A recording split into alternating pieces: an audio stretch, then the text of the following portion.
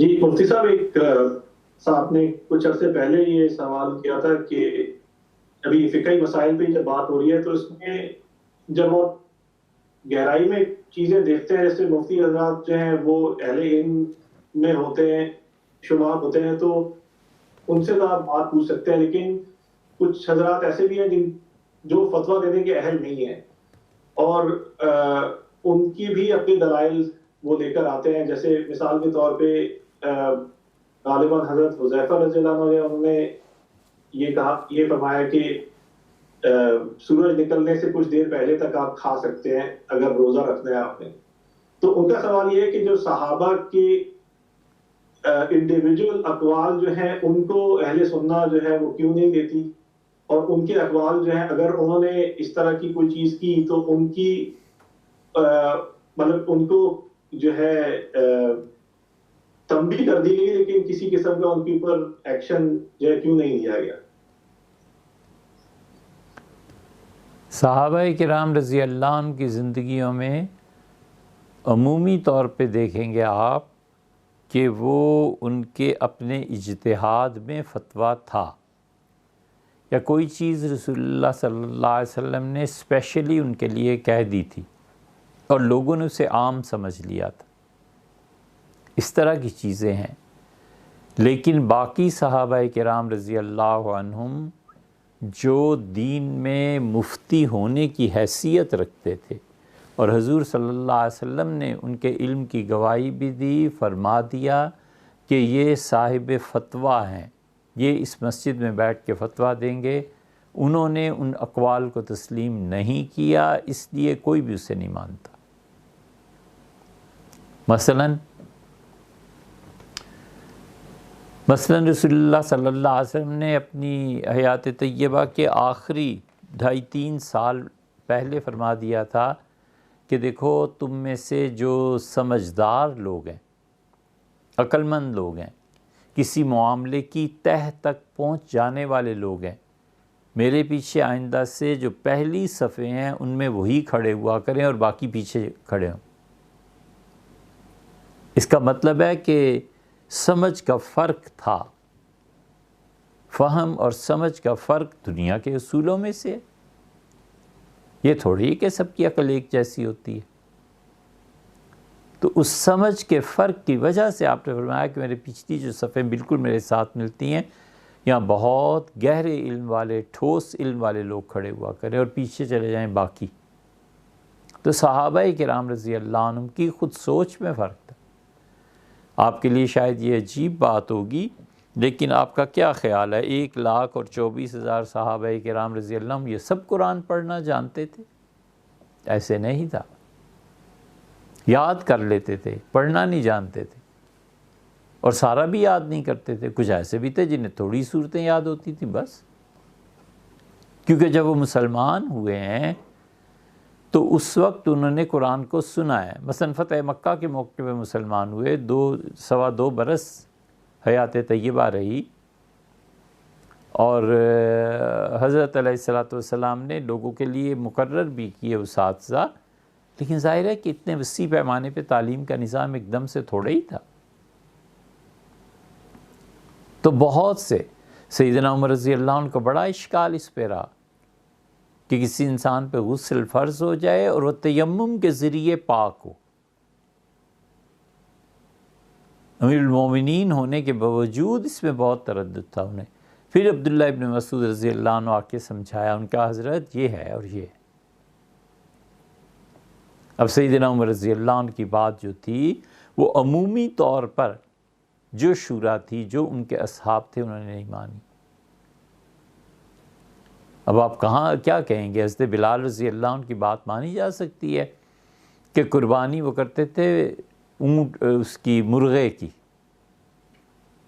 نظریہ کیا تھا پیچھے؟ یہی نا کہ ایک جان دینی ہے، تو جان چاہے مرغے کی ہے، دمبے کی ہے، بکرے کی، کسی کی بھی جان ہی ایک دینی ہے نا. یہی نظریہ عبداللہ ابن عباس رضی اللہ عنہ کے ہاں آ کے ایک اور رنگ میں ظاہر ہوا. انہوں نے فرمایا میں عید کے دن گوشت منگا لیتا ہوں بازار سے، قصاب سے، اور اسے پھر اپنے اعزاء میں، رشتہ داروں، دوستوں میں بانٹ دیتا ہوں.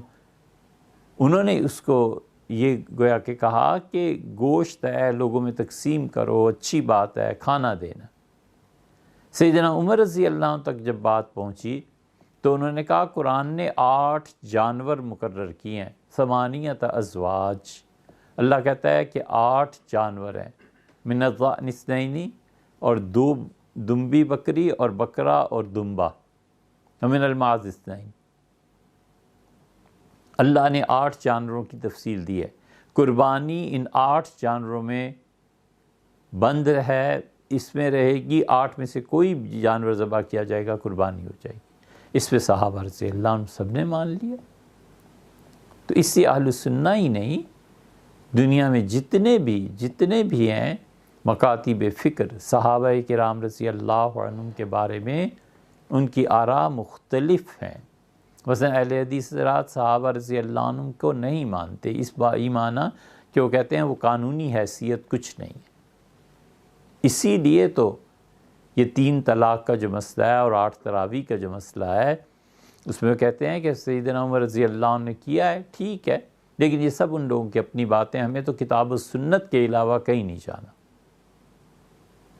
صرف کتاب اور سنت۔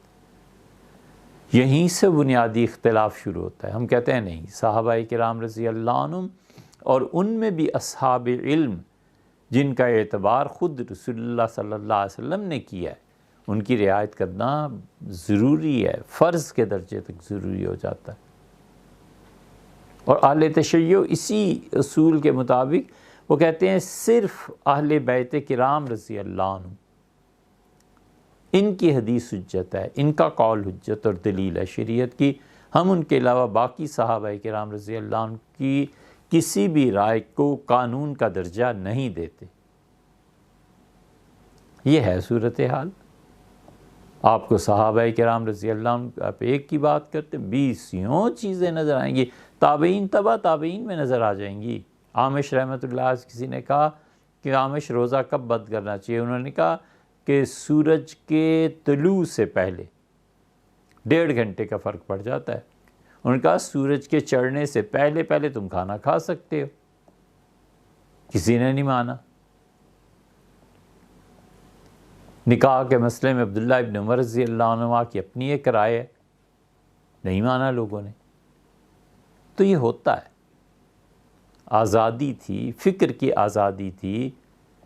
حضور صلی اللہ علیہ وسلم کی طبیعت مبارکہ میں جبر کی نوعیت نہیں تھی نا کہ ہر ایک پہ جبر کرو، سمجھانا ہوتا تھا سمجھا دیتے تھے، نکیر کرنی ہوتی تھی نکیر بھی کر دیتے تھے، نام لے کے کچھ بات کہنی ہوتی تھی، وہ سب ایسے ہی تھا۔ اسی لیے تو حج جو ہے یہ سب کو کرنا تھوڑا ہی آتا تھا۔ آپ کا کیا خیال ہے کہ حج کے موقع پہ 1 لاکھ صحابہ کرام رضی اللہ عنہم جو تھے یہ سب نے کوئی حج کورس کیا ہوا تھا؟ کچھ بھی نہیں۔ ایک آدمی آتا ہے کہتا ہے اللہ کے رسول میں نے قربانی پہلے کر دی اور رمی بعد میں کی۔ ایک آگے کہتا ہے کہ میں نے قربانی پہلے کر دی اور عرفہ بعد میں گیا۔ ایک کہتا ہے کہ میں منا عرفہ پہلے گیا اور منا بعد میں گیا۔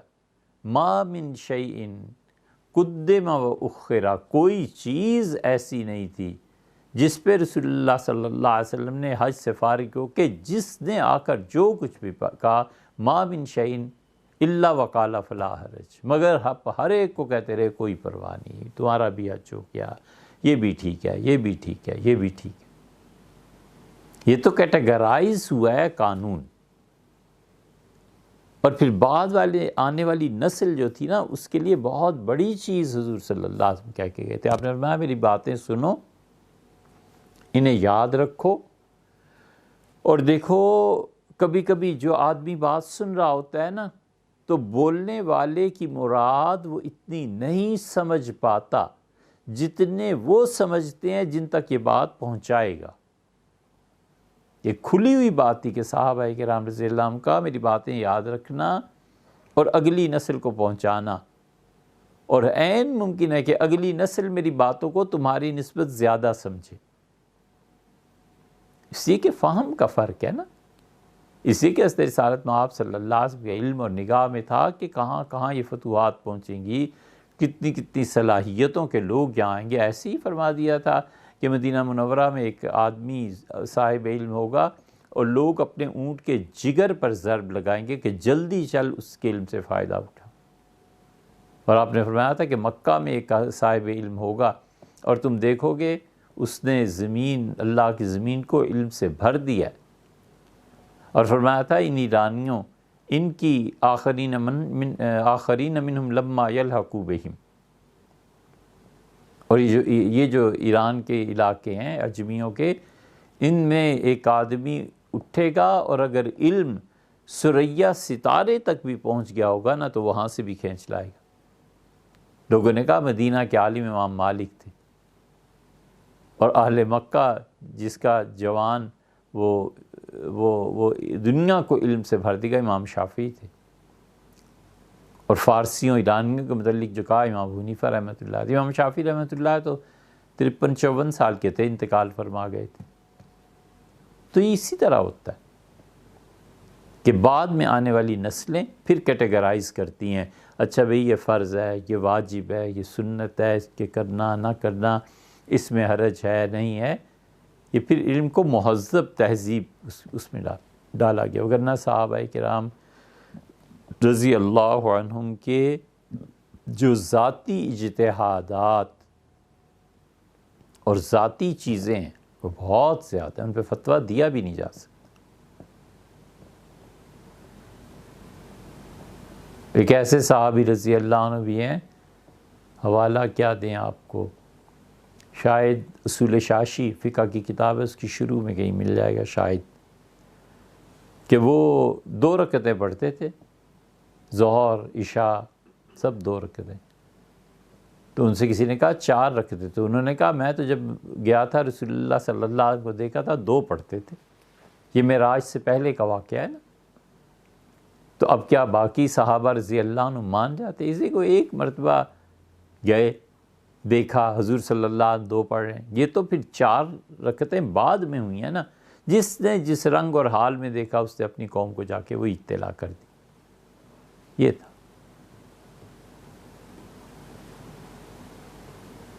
جی مفتی صاحب،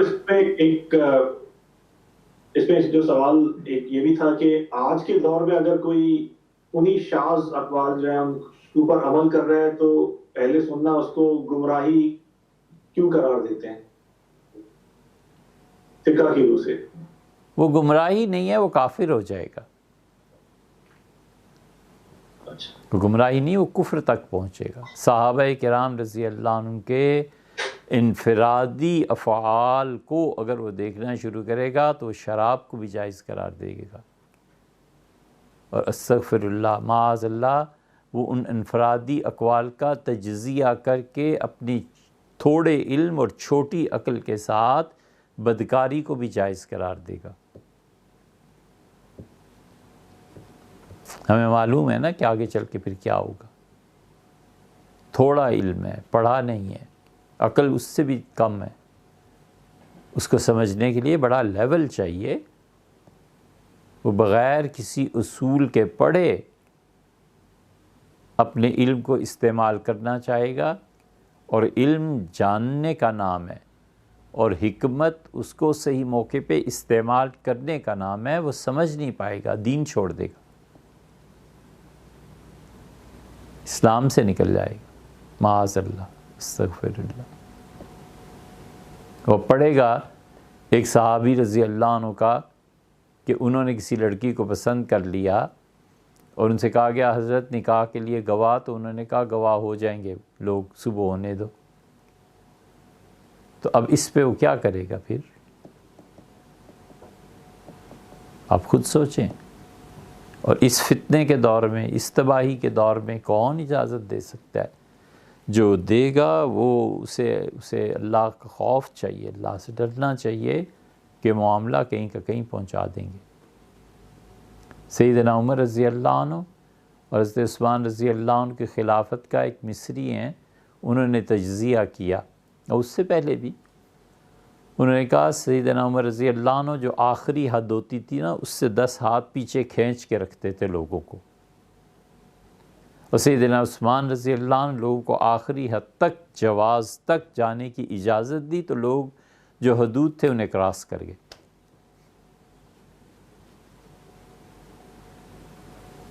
نہیں کرنا چاہیے۔ صحابہ کرام رضی اللہ عنہ مخلص تھے اپنے فعال اقوال میں، اللہ نے انہیں بغیر کسی استثناء کے کہا ہے کہ رضی اللہ عنہ، خدا سب سے راضی، وہ جانے اور ان کا پروردگار جانے۔ حضور صلی اللہ علیہ وسلم نے فرمایا تھا کہ تم میں سے کوئی آدمی ایک احد پہاڑ کے برابر سونا اللہ کی راہ میں خرچ کرے اور میرے دیکھنے والوں میں سے آدھا پاؤ جو اللہ کی راہ میں خرچ کر دے، تو تم اس کے آدھا پاؤ جو سونے کا احد کا پہاڑ تو کہاں اس کے آدھے پہ بھی نہیں پہنچ سکتے۔ اس سے مخلص لوگ تھے، جو کچھ بھی کیا اخلاص کے ساتھ، سچائی کے ساتھ۔ حضرت انس رضی اللہ عنہ کہتے تھے ہمیں تو پتہ بھی نہیں تھا کہ جھوٹ کیا ہوتا ہے، نہ ہم نے بولا نہ ہم نے سنا، ہمیں پتہ ہی نہیں تھا، یہ تو اب پتہ چلا کہ جھوٹ بھی ہوتا ہے۔ صحیح ترین بات ابن مسعود رضی اللہ عنہ کی کہ اختارہم اللہ لصحبت نبی، اللہ نے اس پوری جماعت کو چن لیا تھا اپنے نبی صلی اللہ علیہ وسلم کی جماعت بنانے کے لیے، ان کے لیے چن لیا تھا ان لوگوں کو خدا نے کہ یہ ان کے قرب میں رہیں گے۔